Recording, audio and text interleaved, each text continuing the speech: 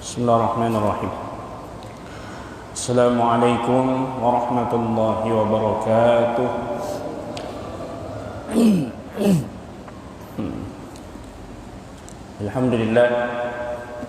Alhamdulillahilladzi an'amana bi ni'matil iman wal islam.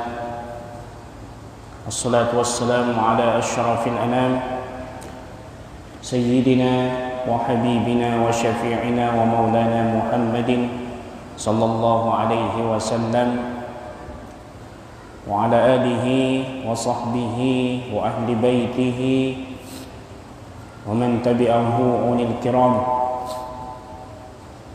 Subhanaka la ilma lana illa ma 'allamtana innaka antal alimul hakim. Rabbi shrah li sadri wa yassir li amri wahlul 'uqdatam min lisani yafqahu qawli. Allahumma rzuqna ilman nafi'a warzuqna fahman thayyiba. Amma ba'd.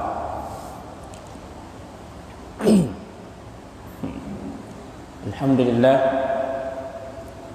pada malam hari ini kembali kita bersyukur kepada Allah atas segala nikmatnya. Salawat dan salam kita kirimkan kepada baginda Nabi Muhammad sallallahu alaihi wasallam sebagai panutan kita semua. Mudah-mudahan dengan wasilah setiap salawat kita mampu menghantarkan kita kepada syafaat beliau di yaumil mahsyar nanti, yang mana tidak ada syafaat yang diberikan kecuali kepada umat baginda Nabi Muhammad sallallahu alaihi wasallam.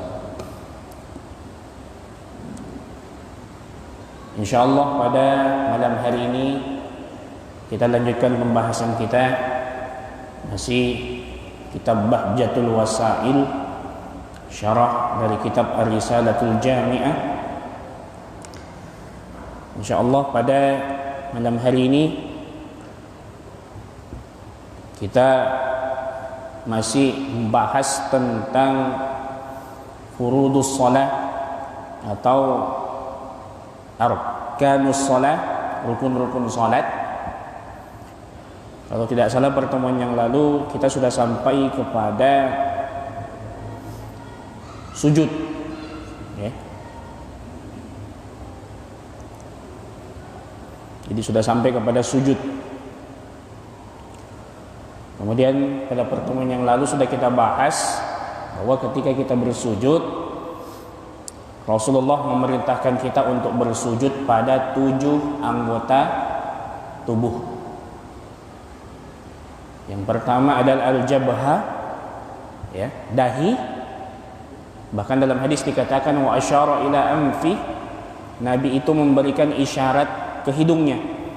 Jadi artinya kalau kita sujud bukan hanya dahi saja yang rapat ke tanah, akan tetapi juga hidung termasuk. Yang kedua adalah al-kaffain, ya, jadi termasuk al-kaffain, kedua telapak tangan. Kedua telapak tangan ketika kita bersujud ada 2 pendapat di kalangan para ulama. Yang pertama dirapatkan, yang kedua agak direnggangkan, ya. Jadi tidak masalah.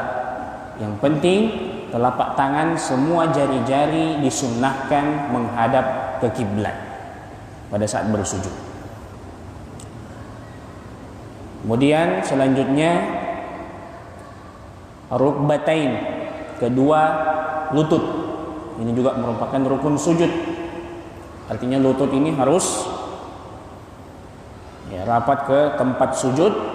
Kemudian yang terakhir adalah kedua telapak kaki, ya, al-qadamain, kedua telapak kaki, dan dianjurkan untuk dilipat, ditekuk, ya, ditegakkan kedua-duanya. Kemudian semua jari-jarinya juga menghadap ke kiblat.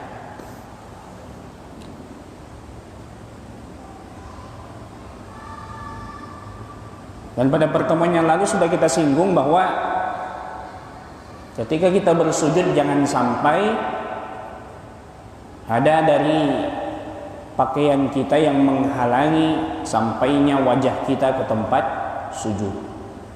Misalnya kita pakai rida ini kalau dipakai begini ya, kalau sujud misalnya dia menutupi, termasuk menghalangi. Atau songkoknya, pecinya terlalu ke depan begini. Nah, kadang ada orang begini pakai peci kan. Ini kan dahinya tidak kena ini, ya. Yang kena cuma hidungnya saja, ya. Mungkin karena kebesaran, terlalu kebesaran pecinya. Jadi jangan sampai menghalangi wajah kita sampai ke tempat sujud. Bisa-bisa sujud kita tidak sah, otomatis kalau sujud tidak sah, maka sholat juga tidak sah.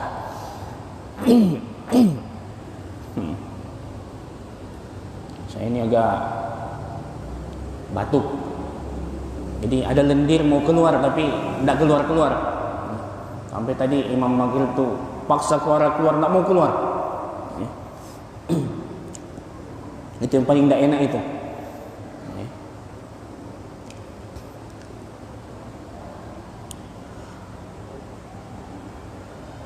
Wal julusu baina sajadataini wa yatma'innu,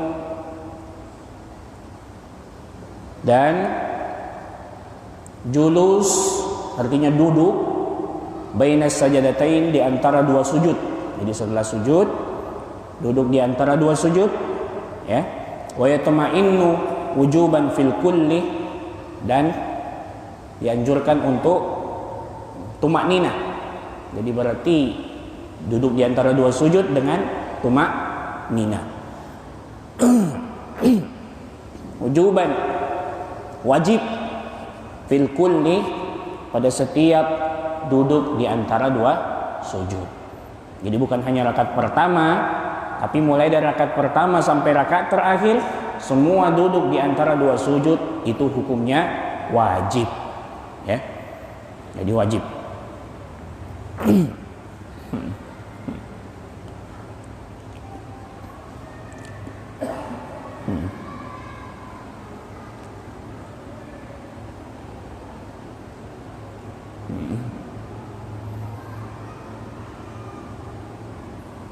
Selanjutnya, saya rasa kalau duduk di antara dua sujud ini jelas ya. Dan posisi duduk di antara dua sujud, kaki kita itu duduknya sama seperti duduk iftirash. Apa itu iftirash? Pada pembahasan fikih salat itu kita sudah bahas. Yang dimaksud dengan iftirash adalah duduk bertumpu pada telapak kaki kiri, kemudian kaki kanan, telapak kaki kanan itu ditegakkan, kemudian jari-jarinya dilipat menghadap ke kiblat. Saya rasa kita sudah tahu, ya. Jadi ditegakkan, ini jari-jarinya dilipat menghadap ke kiblat. Jadi telapak kaki kiri kita yang dijadikan sebagai alas duduk kita. Jadi situ kita bertumpu. Namanya duduk iftirash. Jadi duduk di antara dua sujud, termasuk duduknya tasyahud awal. Itu namanya duduk iftirash, ya.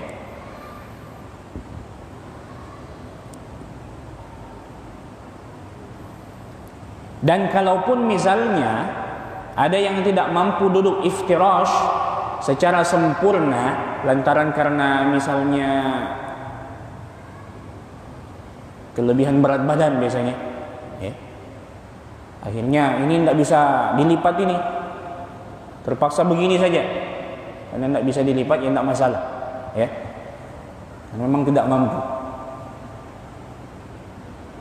Tapi intinya tetap menjadikan telapak kaki kiri sebagai tumpuan untuk duduk pada saat duduk iftirash.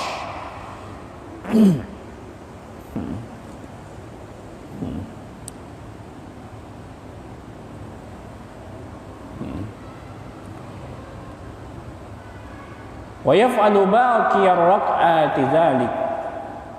Wa yaf'alu baqiyar rak'ati dzalik.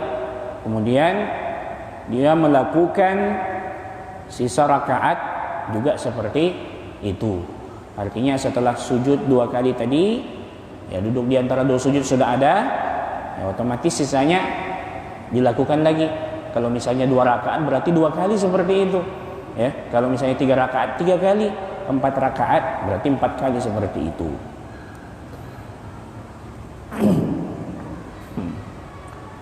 Wat tasyahhudul awal wa qu'uduhu sunnah. Sementara duduk tasyahud awal,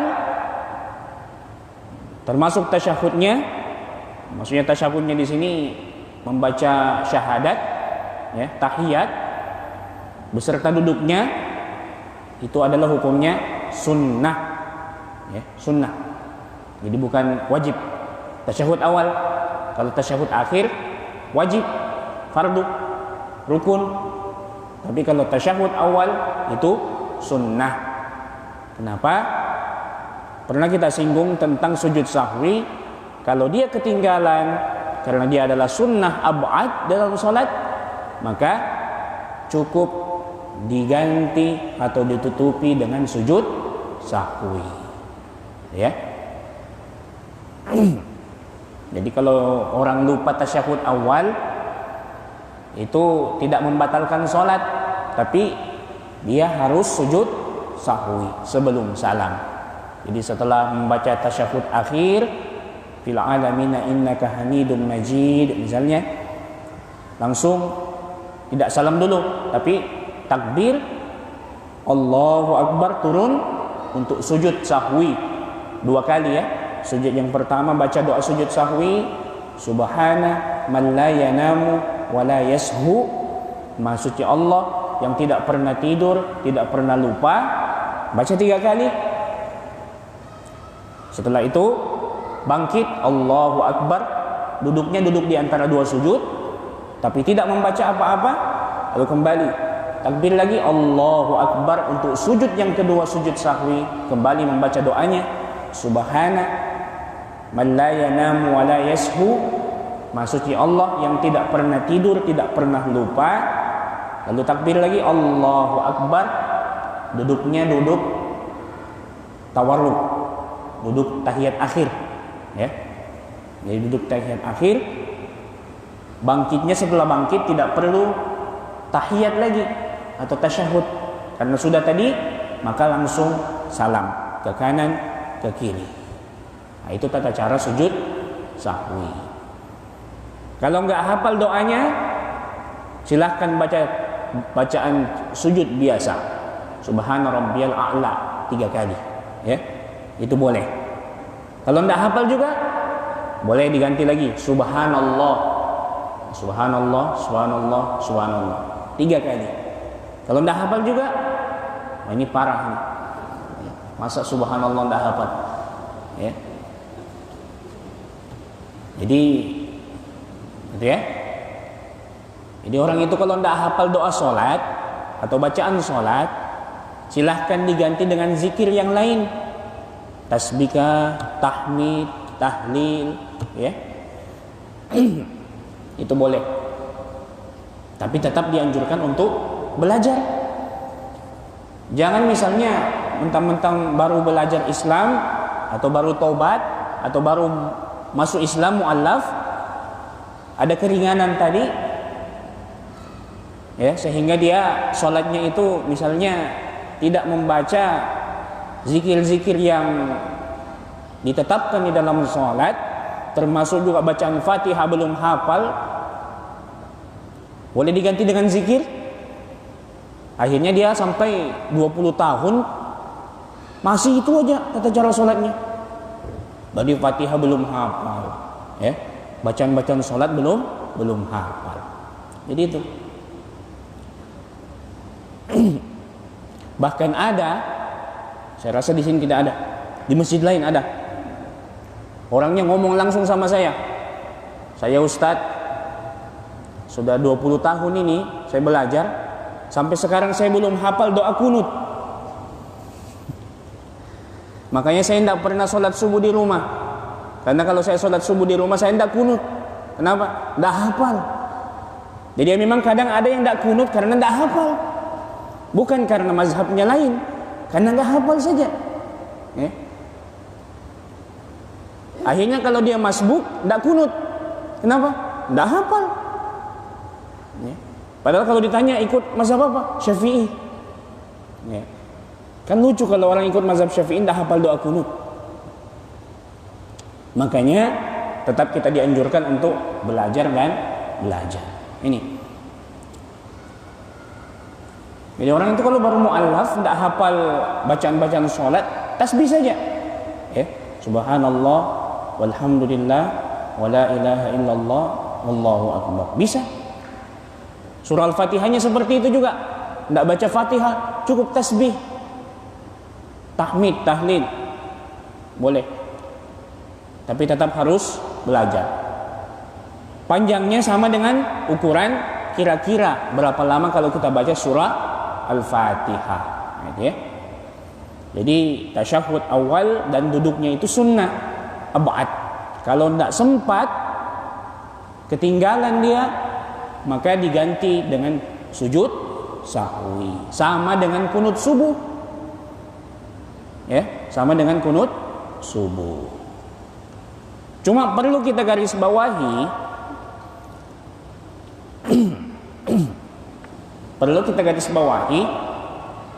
kalau misalnya imam itu bangun dari rakaat yang kedua, dia lupa, maka sebagai makmum kita tetap dianjurkan untuk mengingatkan. Caranya subhanallah. Tapi catatannya lagi, Rasulullah mengatakan, idza qama ahadukum minar rak'ataini, kalau salah seorang di antara kalian berdiri dari rakaat yang kedua, artinya lupa tasyahud awal, walam yastatim qa'iman, sementara dia belum sempurna berdiri, maka kata Nabi, falyajlis, hendaknya dia kembali duduk, ambil tasyahud awal. Artinya orang kalau misalnya lupa, bangun, Allah, belum sempurna berdiri, baru setengah berdiri, Allah, teriak di belakang, subhanallah, belum sempurna berdiri, kata Nabi, falyajlis, kembali duduk, ambil tasyahud awal, dan tidak perlu sujud sahwi. Lalu Nabi mengatakan, wa in istatamma qa'iman, kalau dia sudah sempurna berdiri, Allah, sempurna, baru ditegur subhanallah, kata Nabi, fala yajlis, maka jangan dia kembali duduk, cukup tutup dengan sujud sahwi. Jadi tutup saja sujud sahwi. Udah, kalau imam sudah terlanjur berdiri, ya sudah, tidak usah lagi ditegur, ikut aja. Karena Nabi mengatakan jangan kembali duduk, tutup dengan sujud sahwi. Kalau setengah berdiri boleh, kalau sudah sempurna tidak boleh kembali duduk, tutup dengan sujud sahwi. Imamnya harus tahu, makmum juga harus tahu. Jangan sampai imam saja yang tahu, akhirnya makmumnya negur terus di belakang, tidak mau berdiri. Allah, sudah sempurna berdiri, dia subhanallah, kata imamnya, kata Nabi kan tidak boleh. Tapi karena makmumnya juga tidak pernah ikut ngaji, malas ikut pengajian, akhirnya tetap, pokoknya Pak Imam salah, subhanallah. Kata imamnya, Nabi bilang tidak boleh. Berkeras juga Pak Imam, tetap dia berdiri. makmumnya juga berkeras, tidak mau berdiri. Subhanallah. Ini kan repot kalau begini. Syukur-syukur kalau nggak ngomong dia, Pak Imam turunlah dulu.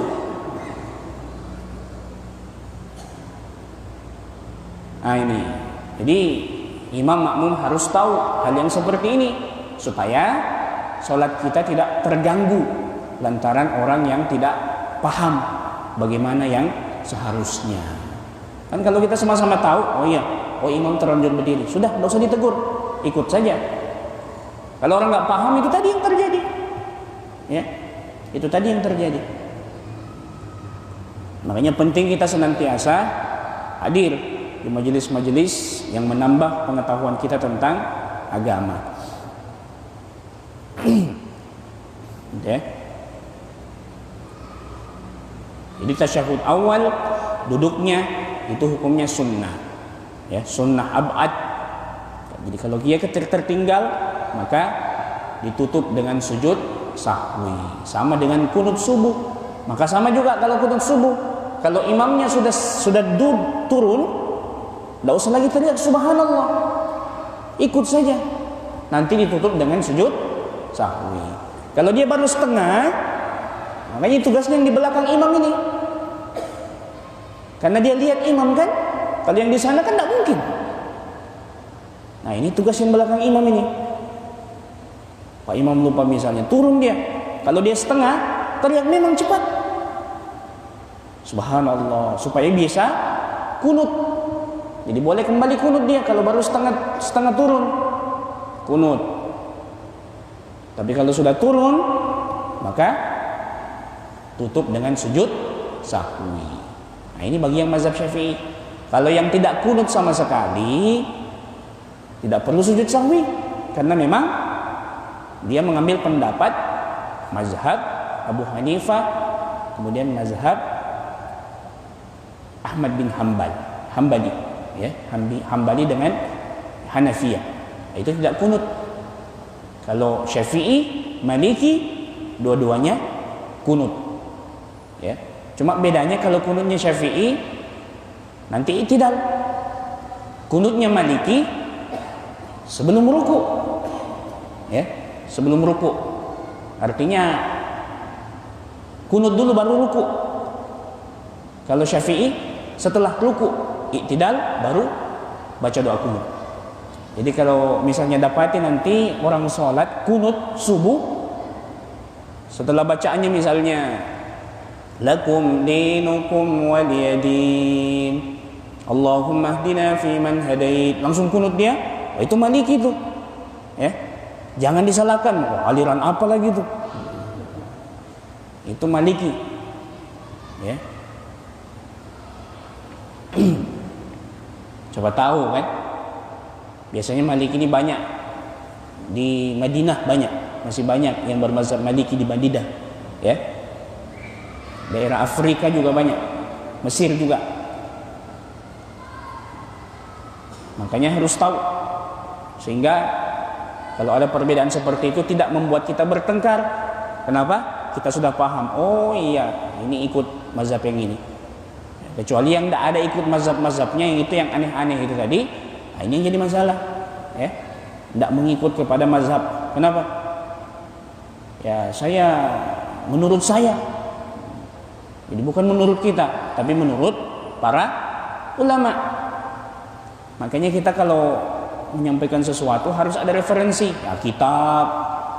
Karena kalau kita jelaskan sesuatu kepada orang tidak ada dasar melalui kitab, literatur, maka berarti kita berfatwa, ya. Kita ini tidak bisa berfatwa, tidak punya hak berfatwa. Kelas kita bukan para ulama, ya. Jadi seperti itu. Wat tasyahhudul akhir wal julusu fihi fardun. Sementara tasyahud akhir dan julus duduk pada tasyahud akhir hukumnya fardu wajib. Jadi beda, ya. Tasyahud awal sunnah, tasyahud akhir wajib, ya, rukun salat. Berapa menit lagi, Syekh? 11.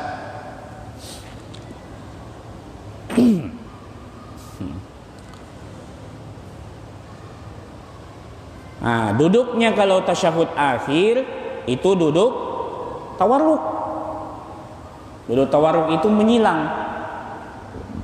Jadi kaki kiri tadi, telapak kaki kiri kan awalnya kalau duduk iftirash jadikan tumpuan untuk duduk, tapi pada saat duduk tawarruk dia disilang di bawah ya, kaki kanan ya.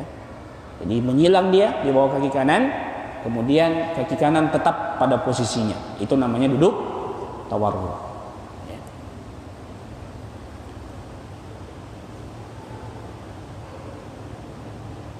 Saya rasa ini jelas ini. Wassalatu ala nabi sallallahu alaihi wasallam ba'da at-tasyahhudil akhir fardun.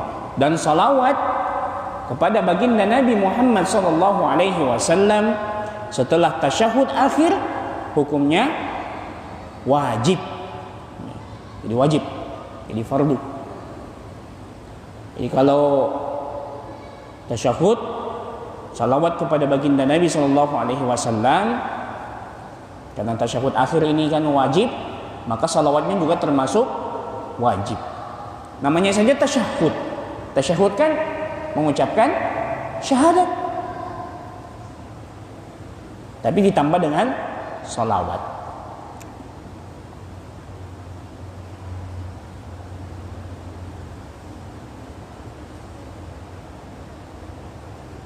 Wassalamu minas salati fardun. Dan salam ketika sholat, artinya sudah selesai semua, ditutup dengan salam, itu juga hukumnya fardu, ya, rukun sholat. Jadi salam ke kanan, ke kiri, ya. Jadi salam menghadap ke kanan, hadap ke kiri. Cuma perlu kita jelaskan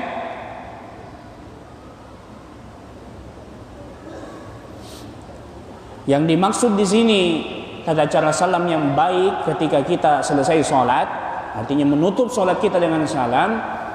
Nanti kita menoleh ke kanan kalau sudah membaca assalamualaikum. Assalamualaikum warahmatullah. Ya. Jadi assalamualaikum warahmatullah.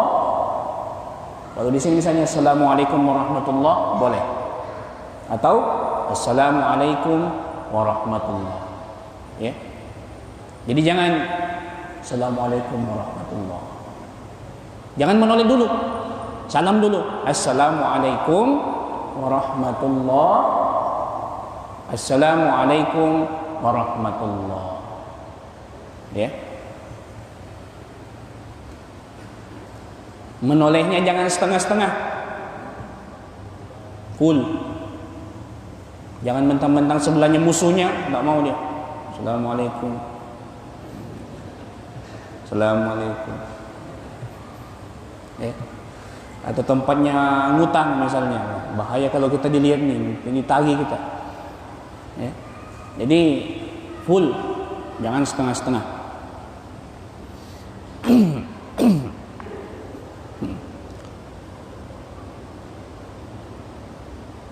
Salam yang pertama fardu, salam yang kedua sunnah.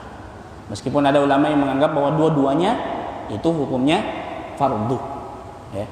Tapi jangan mentang-mentang yang kanan saja yang fardu, yang wajib, yang kiri sunnah. Cuma satu saja diambil. Assalamualaikum warahmatullah.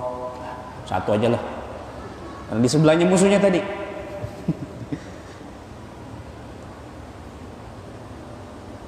Niatkan salam untuk saudara kita. Kalau kita sholat sendiri, niatkan salam untuk para malaikat dan makhluk Allah yang lain dari golongan jin. Ya. Jadi biar kita sholat sendiri, ada malaikat kan, tetap assalamu alaikum. Jangan, nggak ada orang-orang juga, nggak usah salam. Tetap assalamu alaikum. Biarpun sholat sendiri, sholat tahajud misalnya, Yang repot itu kalau ada yang jawab. Sholat sendiri tengah malam, Assalamualaikum warahmatullahi. Ada yang jawab, Waalaikumsalam. Wah, itu hati-hati.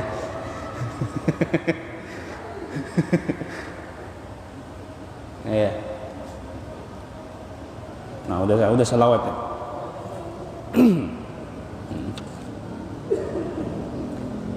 Terasa itu ya. InsyaAllah yang akan datang kita akan lanjutkan kembali. Jadi wa qalluhu, paling tidak bacanya assalamu alaikum. Tapi jangan sampai situ saja. Assalamualaikum. Assalamualaikum warahmatullahi. Ya.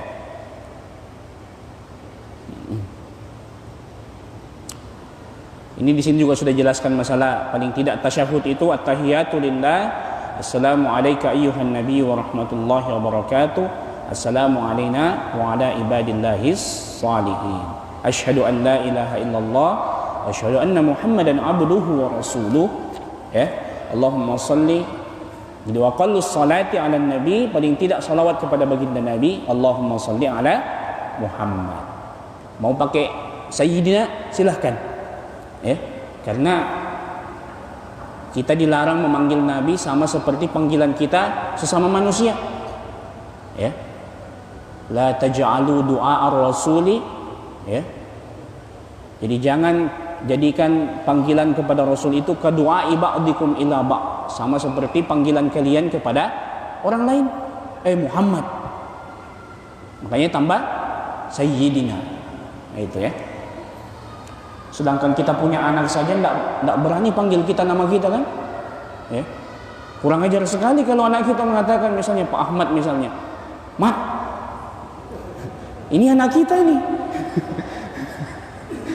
Misalnya anaknya Mat minta duit misalnya, pasti panggil bapak kan? Itu sopan. Sama, masa kita panggil Nabi kita Muhammad? Makanya tambah Sayyidina Muhammad. Gitu ya. Itu alasannya itu. Jadi ada dalilnya. Jadi penggunaan Sayyidin itu ada dalilnya dalam Al-Quran. Ya. Selesai itu, insyaallah yang akan datang kita lanjutkan kembali. Wallahu a'lam bissawab. Berapa menit lagi? 2. Oh, kalau 2 enggak usah tanya jawab. Ada tanya jawab nggak? Ada pertanyaan?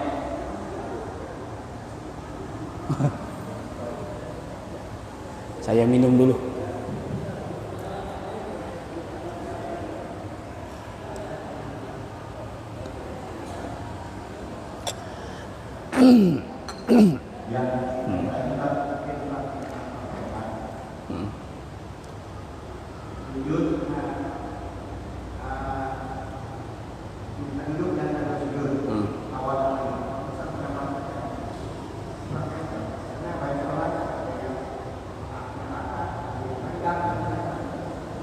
Rapat renggangnya, iya. Jadi sujudnya, duduknya, oh iya.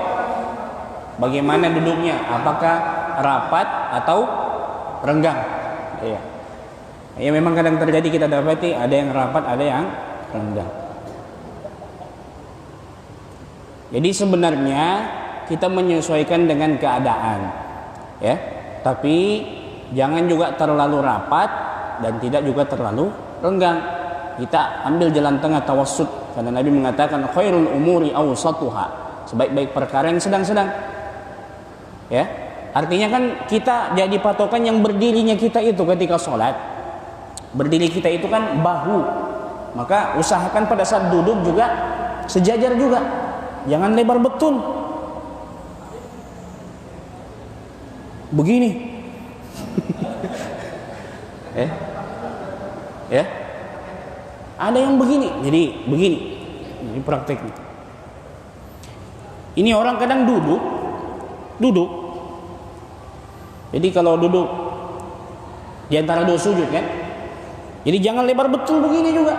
Ini patokannya bahu tadi, bahu. Maka sejajar ini ke atas bahu, ya, sejajar sampai ke bahu. Ini patokannya itu. Jangan juga terlalu rapat begini. Ada orang rapat begini ya, renggang lagi safnya di sini. Jadi patokannya bahu tadi. Ada orang begini betul nih, diambilnya tempatnya orang. Sudah orang kesempitan dikasih begini lagi, apa ndak kejepit? Nah itu ya. Jadi tengah-tengah. Tasyahud akhir sama. Ini patokannya sejajar. Meskipun ini tidak, ini kan bisa, tapi bisa sejajar ini. Jadi jangan begini. Ada yang begini, baru betul, ya. Nah, itu ya. Jadi sedang-sedang lah patokannya ke bahu. Oh.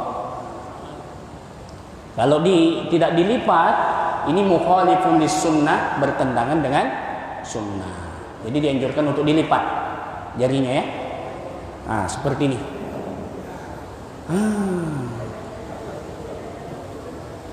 Ini ya, kelihatan sudah.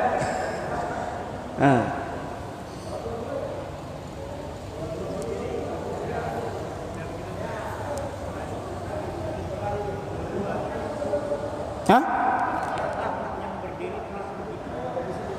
Oh, yang dilipat begini. Nah, itu menyilang namanya itu, bukan.